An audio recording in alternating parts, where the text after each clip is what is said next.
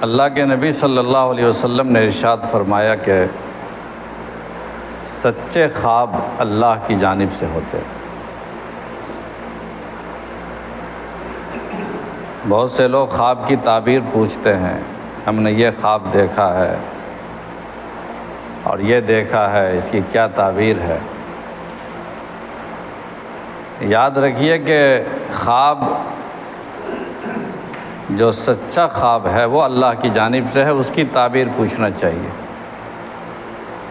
اور جو خواب ادھر ادھر کے شہوانی خیالات یا خیالات پریشاں سے پیدا ہوتے ہیں وہ شیطانی خواب ہے، اس کی تعبیر کی ضرورت نہیں، اس سے استغفار کرنا چاہیے، اللہ سے معافی مانگنا چاہیے۔ سچے خواب کیسے ہوتے ہیں، کب پیدا ہوتے ہیں، کب آتے ہیں، نظر آتے ہیں؟ جب انسان کی روزی پاک ہو، پہلی شرط، رزق پاک ہو، حرام روزی نہ کھائے، اور دوسری شرط یہ ہے کہ نیک عمل کرنے والا ہو، اور تیسری شرط یہ ہے کہ دماغ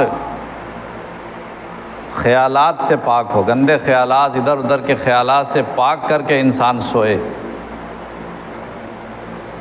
موبائل دیکھتے دیکھتے سو گئے، پھر کوئی خواب نظر آیا، اس خواب کا کوئی اعتبار نہیں، دل دماغ پاک ہی نہیں ہے۔ ہاں، اللہ رسول کی بات سنتے ہوئے سوئے ہیں تو ایک بات ہے، پوری زندگی حرام رزق کھا رہے ہیں، پھر کہہ رہے ہیں یہ خواب نظر آ رہا، اس کا بھی کوئی اعتبار نہیں۔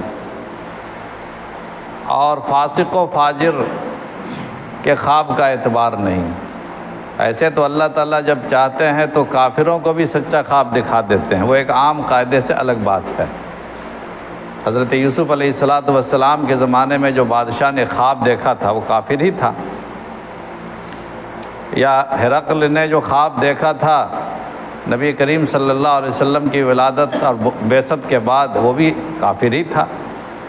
تو بادشاہوں کو یا خاص انسانوں کو ان کی ہدایت کے لیے اللہ تعالیٰ خواب دکھلاتے ہیں تاکہ وہ صحیح راستے پہ چلے، چونکہ اس شخص کی ذات سے ایک پورا ملک وابستہ ہے، بڑی قوم وابستہ ہے، انسانوں کی بڑی تعداد وابستہ ہے۔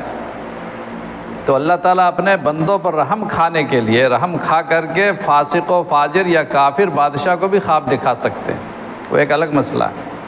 لیکن عام طور پر سچا خواب آنے کے لیے ایمان والا انسان ہونا چاہیے، اور رزق پاک ہونی چاہیے، اور خیالات پاک ہونے چاہیے۔ پھر دیکھیے کیسے کیسے خواب آتے ہیں۔